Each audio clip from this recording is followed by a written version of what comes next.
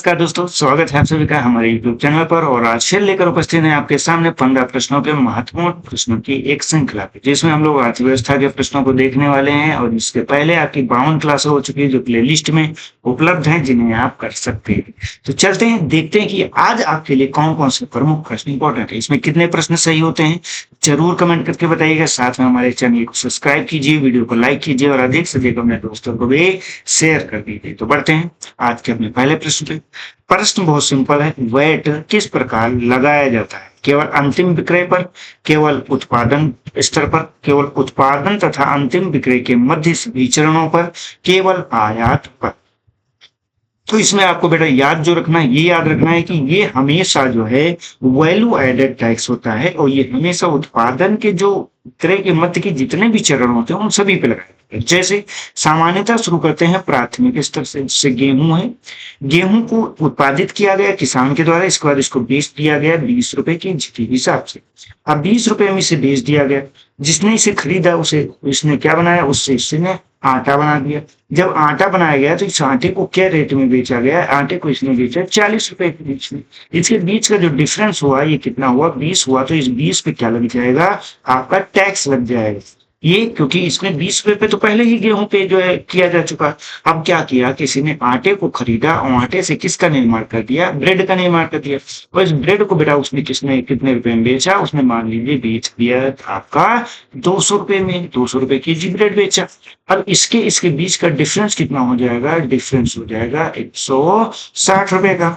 अब 160 रुपए का जो डिफरेंस आया, इस पे आपका हमेशा टैक्स लगेगा। मतलब हर एक स्तर पे जो मूल्य को बढ़ोतरी हो रही है, उस बढ़े हुए मूल्य पे हमेशा टैक्स को जोड़ा जाता है। उसे ही हम वैट या वैल्यू एडेड टैक्स की श्रेणी में रखते हैं। क्लियर? इसे याद रखिएगा। बढ़ते हैं अगले प्रश्न पर। हमारा अगला प्रश्न है, 16वें वित्त आयोग की सिफारिशों के अनुसार राज्यों में करों की भागीदारी कितनी होगी? 35% होगी, 40% होगी, 41% होगी या फिर 45% होगी?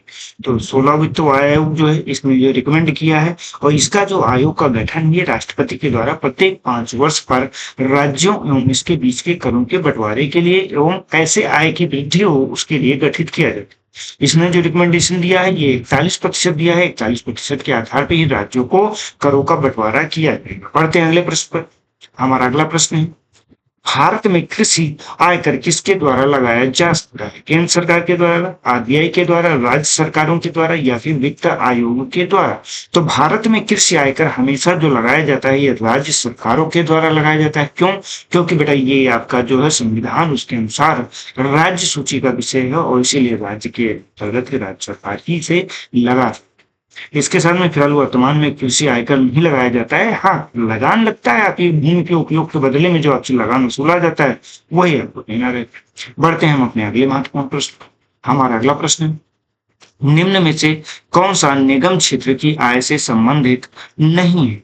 सामूहिक अतिरिक्त लाभ कर, निगम कर, लाभांश आय या फिर उत्पादन शुल्क? तो यहाँ पे बेटा जो आपको याद रखना हो यही याद रखना है कि जो निगम क्षेत्र की आय से संबंधित नहीं है, ये सामूहिक अतिरिक्त लाभ जो होता है ना, ये संबंधित है।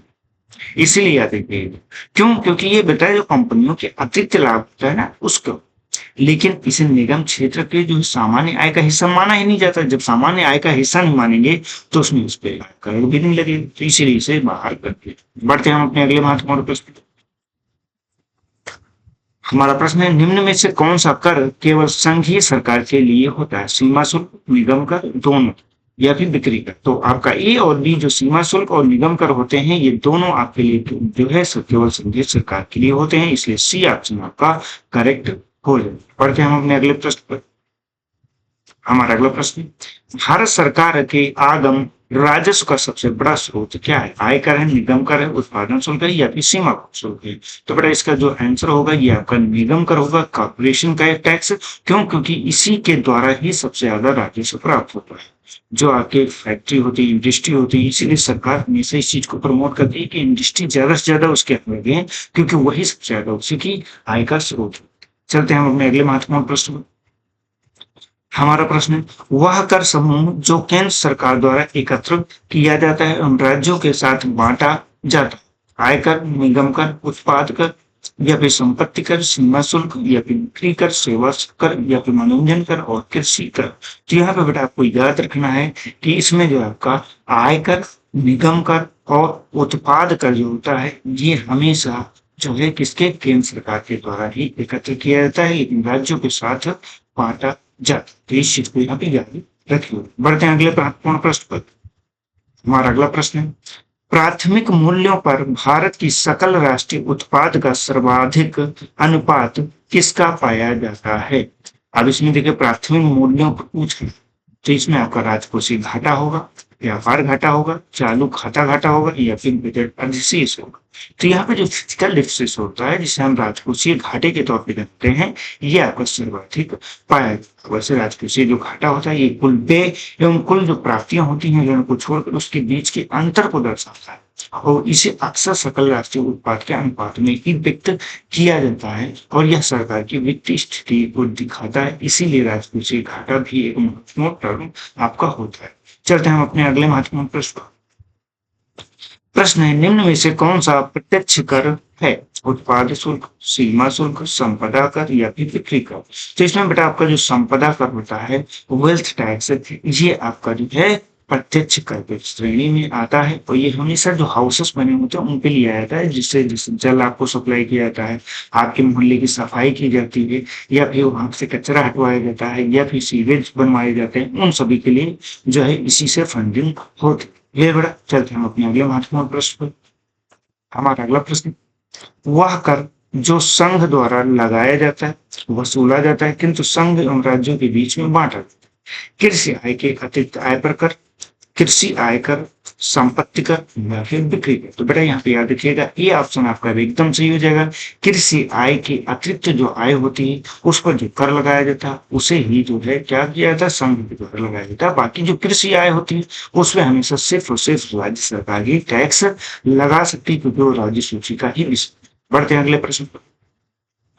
हमारा अगला प्रश्न है, स्मार्ट सिटी मिशन में जल एवं मल जल सीवरेज का जो वित्त पोषण होता है, मुख्यतः किस राजस्व से किया है? संपत्ति कर, आयकर, सीमा शुल्क, या फिर उत्पाद शुल्क।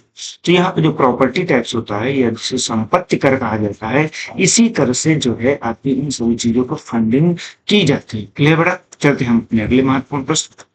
हमारा प्रश्न, यदि प्राथमिक घाटे में ब्याज भुगतान को सम्मिलित कर लिया जाए तो यह किसके बराबर हो जाता है? राजकोषीय घाटे के बराबर हो जाता है, बजट अधिशेष के बराबर हो जाता है, राजस्व घाटा के बराबर हो जाता है, या फिर व्यापार घाटे के बराबर। देखिए यहाँ पे बेटा आपसे क्या कह रहा है, प्राथमिक घाटे के बराबर। प्राथमिक घाटा वो होता है जो आपकी प्राप्तियां एवं जो व्यय होता है उसका, इसमें ब्याज भुगतान शामिल नहीं होता है, क्योंकि ब्याज भुगतान को हम अलग टर्म में रखते हैं, तो वो प्राथमिक घाटा होता है। लेकिन जब ब्याज भुगतान को शामिल किया गया था, तो ये पूरा एक समेकित रूप में हो जाता है, और इसे किस रूप में जानते हैं? तो इसे हम राजकोषीय घाटे के तौर पर जानते हैं। समेकित या फिर संपूर्ण जो आपका हो जाता है, इसे ही राजकोषीय घाटे के तौर पे हम चलते हैं। क्लियर बेटा? हम बढ़ते हैं अगले प्रश्न। अगला प्रश्न क्या कह रहे हैं, यदि सकल राजकोषीय घाटे में से ब्याज भुगतान को घटा। अब देखिए वही चीज उल्टा कर दिया, अभी हमने क्या किया था, जोड़ा था, अब क्या कह रहे हैं हम घटा।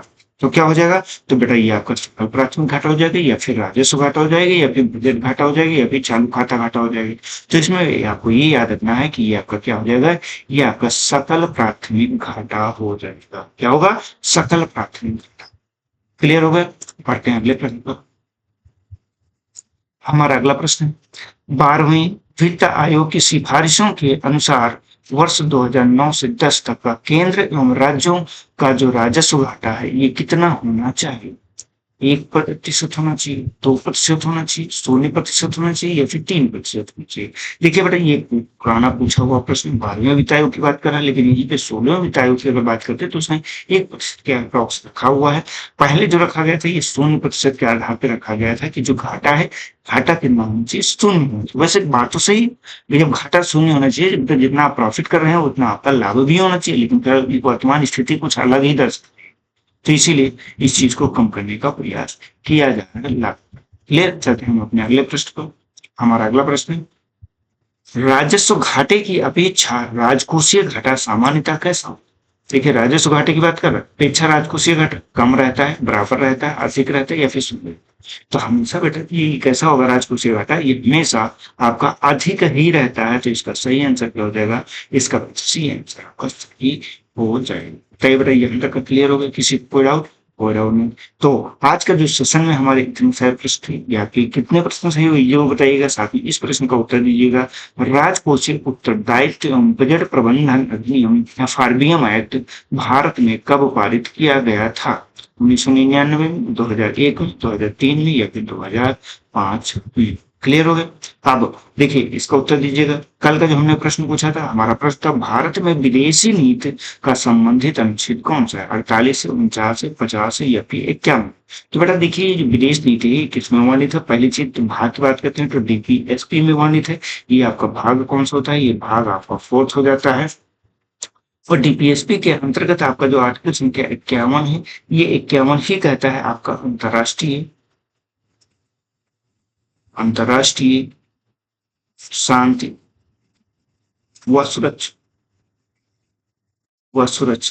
जब ये चीज का टर्म आपका किसमें मिलेगा? 8वीं संख्या 51 में। तो पूरी तरह से विदेश नीति जो है इसी के अंतर्गत कंट्रोल की जाती है। और प्रश्न आपसे यही पूछा है, विदेश नीति किससे? उसमें अंतर्राष्ट्रीय शांति सुरक्षा नहीं पूछा है, ना डीपीएसपी पूछा। तो विदेश नीति किससे संबंधित है? भारत से संबंधित है, डीपीएसपी से संबंधित है और अनुच्छेद संख्या 51 से। तो बोलो बेटा क्लियर हो गया यहाँ तक, किसी को कोई डाउट? तो कल का जो हमारा सेशन रहेगा ये विज्ञान से संबंधित रहेगा, जरूर से जरूर अटेंड करिएगा। और इसी के साथ में जाने के पहले हमारे चैनल को सब्सक्राइब कर दीजिए, वीडियो को लाइक कर दीजिए और अधिक से अधिक अपने दोस्तों को शेयर कीजिए। हमारे साथ जुड़ने के लिए बहुत बहुत धन्यवाद। अगर कोई डाउट होता है तो आप कमेंट कर सकते हैं, या हमारे टेलीग्राम पे जो डाउट सेशन एक ग्रुप बना हुआ है उसको भी ज्वाइन कर सकते हैं। आपके सभी प्रश्नों को उत्तर जरूर। तो मिलते हैं नेक्स्ट सेशन में। जय हिंद, जय भारत, आपका दिन शुभ।